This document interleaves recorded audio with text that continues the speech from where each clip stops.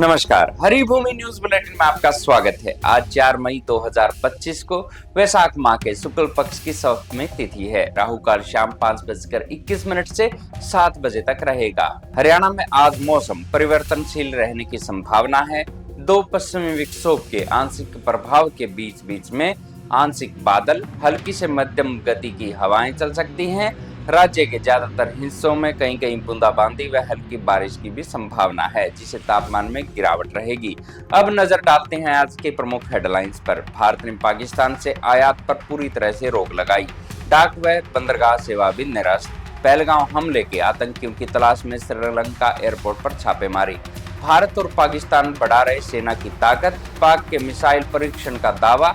India खरीद रहा advance हथियार। गुजरात के चर्चित गोधरा कांड में लापरवाही बरतने वाले 9 पुलिसकर्मियों को कोर्ट से नहीं मिली राहत। नौकरी बहाली की थी मांग। गोवा के सिरगांव में श्रीलराई यात्रा में भगदड़ मचने से 7 श्रद्धालुओं की मौत। कई राज्यों के हजारों श्रद्धालु जुटे थे। भोपाल में हिंदू छात्राओं से गैंगरेप व लव जिहाद के आरोपी फरहान के पैर में लगी गोली। मंत्री बोले छाती में मारनी चाहिए थी। यूपी में किसान नेता राकेश टिकैत के अपमान के विरोध में हुई किसानों की महापंचायत। पुलिस ने टिकैत की पगड़ी गिराने वाले को पकड़ा। हिमाचल प्रदेश में विवादित संजौली मस्जिद को पूरी तरह तोड़ने के आदेश। वक्फ बोर्ड नहीं दिखा पाया कागजात। हिमाचल के लाहौल में मई में बर्फबारी से बड़ी पर्यटकों की आमद। पुलिस के पहरे में कर रहे मौज मस्ती। ऑस्ट्रेलिया के चुनाव में लेबर पार्टी की जीत। 21 साल में दूसरी बार पीएम बनने वाले पहले नेता होंगे अल्बनीज। हरियाणा को पानी न देने पर बढ़ा पंजाब। सीएम मान ने कहा पंजाब में पानी के लिए कत्ल हो जाया करते हैं। पंजाब ने बीबीएमपी की बैठक से भी बहिष्कार किया। हिसार में केंद्रीय गृह मंत्री अमित शाह की सुरक्षा में चूक के मामले में हाई लेवल जांच कमेटी बनाई। 2 अफसरों से जवाब तलब। अब खबरें विस्तार से। सबसे पहले बात करते हैं पहलगांव हमले से जुड़ी खबरों की। भारत पहलगांव आतंकी हमले के विरोध में पाकिस्तान पर लगातार शिकंजा कस रहा है। भारत ने पाकिस्तान के डायरेक्ट और इनडायरेक्ट आयात पर बैन लगा दिया है।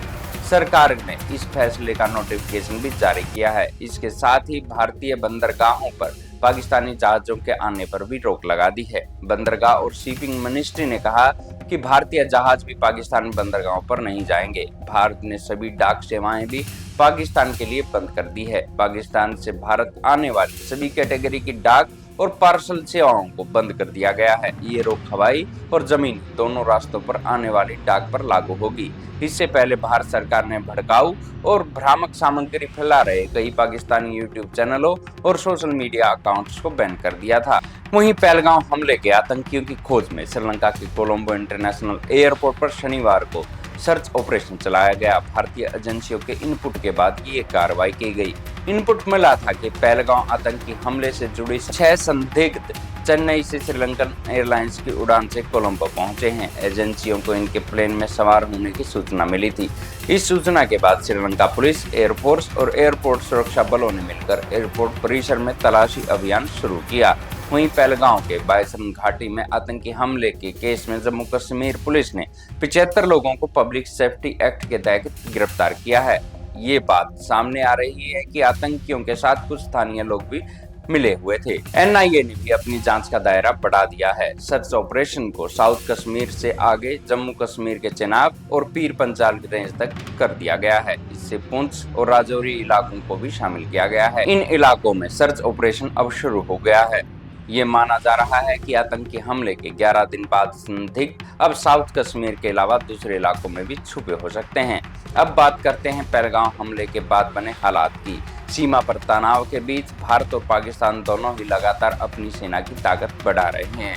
पाकिस्तान शनिवार को अब्दाली वेपन सिस्टम नाम की बैलिस्टिक मिसाइल के सफल परीक्षण का दावा किया। पाकिस्तान ने कहा कि उसने इंडस एक्सरसाइज के तहत 450 किलोमीटर की मारक क्षमता वाली सरफेस टू सरफेस मिसाइल का परीक्षण किया।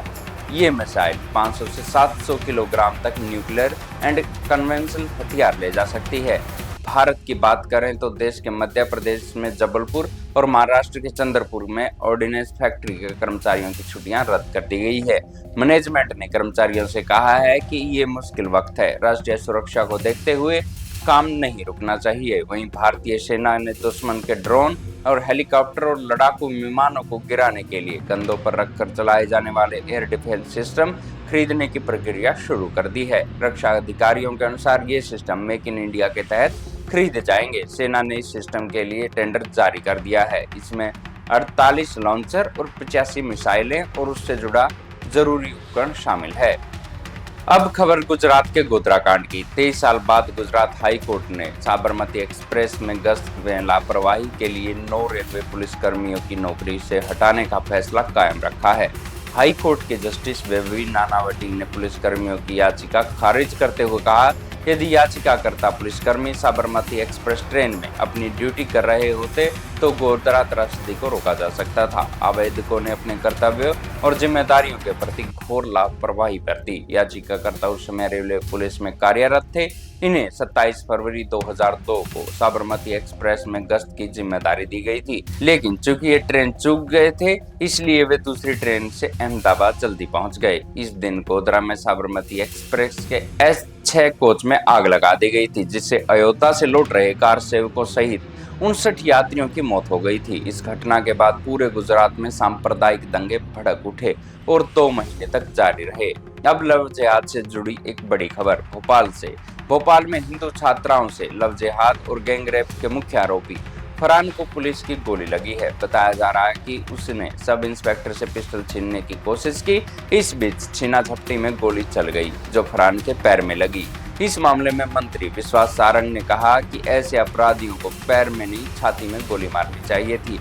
लव जिहाद प्रदेश में बर्दाश्त नहीं किया जाएगा। ऐसे आरोपियों को सरेराह गोली मारिए। बता दें कि फरहान और उसके कई दोस्तों का एक ग्रुप था जो हिंदू लड़कियों को लव जिहाद में फंसाकर उनके अश्लील वीडियो बनाता और फिर उन्हें ब्लैकमेल कर रेप और गैंग रेप करवाता। अब खबर गोवा से। गोवा के सिरी गांव में श्री लहराई यात्रा के दौरान शुक्रवार को रात भगदड़ में 7 श्रद्धालुओं की मौत हो गई। हादसे में 50 से ज्यादा लोग घायल हैं, जिनमें 20 गंभीर हैं। यात्रा में गोवा, महाराष्ट्र और कर्नाटक से हजारों श्रद्धालु आए हुए थे। मंदिर की ओर जाते हुए एक दुकान के सामने बिजली के तार से करंट लगने के बाद कुछ लोग गिर गए। तभी अफरा तफरी हुई और भगदड़ मच गई। क्राउड मैनेजमेंट के पर्याप्त इंतजाम नहीं होने की वजह से ये हादसा हुआ। मुख्यमंत्री प्रमोद सावंत ने घटना की जांच के आदेश दे दिए हैं।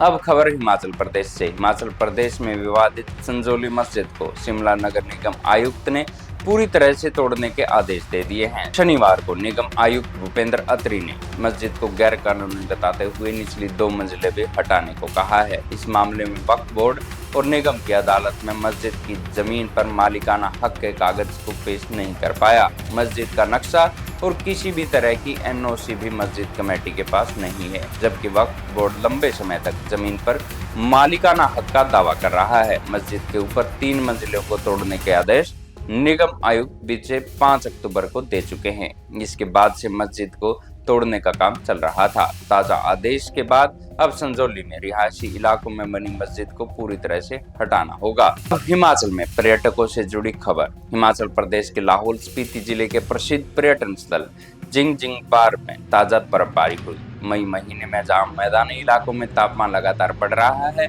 वहीं पहाड़ों में ताजा बर्फबारी हो रही है। ऐसे में पर्यटक ठंडक की तलाश में पहाड़ों की ओर रुख कर रहे हैं। मनाली घूमने पहुंचे पर्यटक लाहौल स्पीति जिले जिंग बार में गिरती बर्फ का नजारा देखकर खुशी से झूम उठे। मनाली और लाहौल में घूमने पहुंचे पर्यटकों को शनिवार को लाहौल के दारचा में 20 किलोमीटर आगे मनाली सरचू मार्ग पर ताजा बर्फबारी देखने को मिली। सुरक्षा के मद्देनजर जिंग बार में तैनात पुलिस जवानों ने पर्यटक वाहनों को सुरक्षित दारचा की ओर भेजा। जगह जगह पुलिस की तैनाती की गई है। अब खबरें हरियाणा से। पंजाब और हरियाणा के बीच भाखड़ा नहर के पानी को लेकर विवाद बढ़ता जा रहा है। पंजाब के द्वारा भाखड़ा का पानी रोके जाने पर हरियाणा के CM नायब सिंह सैनी ने शनिवार को चंडीगढ़ में आली पार्टी मीटिंग बुलाई। मीटिंग के बाद ज्वाइंट प्रेस कॉन्फ्रेंस में नायब सिंह सैनी ने कहा कि पंजाब के मुख्यमंत्री भगवंत मान ने असंवैधानिक तरीके से हरियाणा का पानी रोका है। दिल्ली में आपकी हार का बदला लेने के लिए पानी का विवाद खड़ा किया गया है। हरियाणा के 7 जिलों में पीने के पानी की कमी है। 156 जलघरों में पानी की एक बूंद तक नहीं है। पंजाब अपने हिस्से से ज्यादा पानी का उपयोग कर रहा है। हरियाणा को आवंटित हिस्से से 17% कम पानी मिल रहा है। हम चुप नहीं बैठेंगे, उन्हें पानी देना ही पड़ेगा।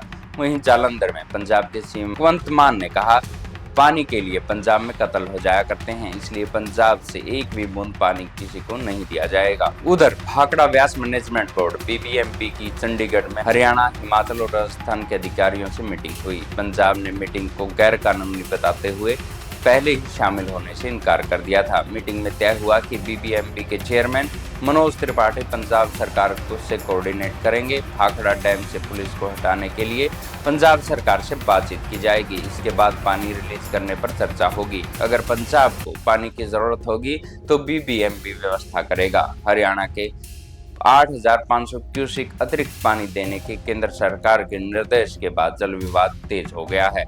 अभी पंजाब केवल 4,000 क्यूसेक पानी ही हरियाणा को दे रहा है। पंजाब ने भी इस मुद्दे पर विधानसभा का विशेष सत्र 5 मई को बुलाया है। अब खबर हिसार से। हिसार में केंद्रीय गृह मंत्री अमित शाह की सुरक्षा में चूक को लेकर हरियाणा सरकार ने हाई लेवल कमेटी बना दी है। इस कमेटी की अगुवाई रिटायर्ड जस्टिस एच.एस. भल्ला करेंगे। इसके अलावा प्रदेश के अतिरिक्त मुख्य सचिव विजेंद्र कुमार और एडीजीपी कानून व्यवस्था संजय कुमार को सदस्य बनाया गया है। ये जांच कमेटी 31 मार्च को हिसार के अग्रोहा में शाह की सुरक्षा चूक की जिम्मेदारी तय करेगी। ऐसी सूरत में पुलिस के बड़े अफसरों पर गाज गिरनी तय है। इससे पहले हरियाणा पुलिस के एक डीएसपी और एक इंस्पेक्टर को नोटिस देकर जवाब तलबी कर चुकी है। ये दोनों अधिकारी सिक्योरिटी प्लान के उलट दूसरी जगह पर घूम रहे थे। बता दें कि शाह हिसार के अग्रोहा मेडिकल कॉलेज में महाराजा अग्रसेन की मूर्ति के अनावरण के लिए आए थे, जहां उनकी सुरक्षा में चूक का मामला उजागर हुआ था।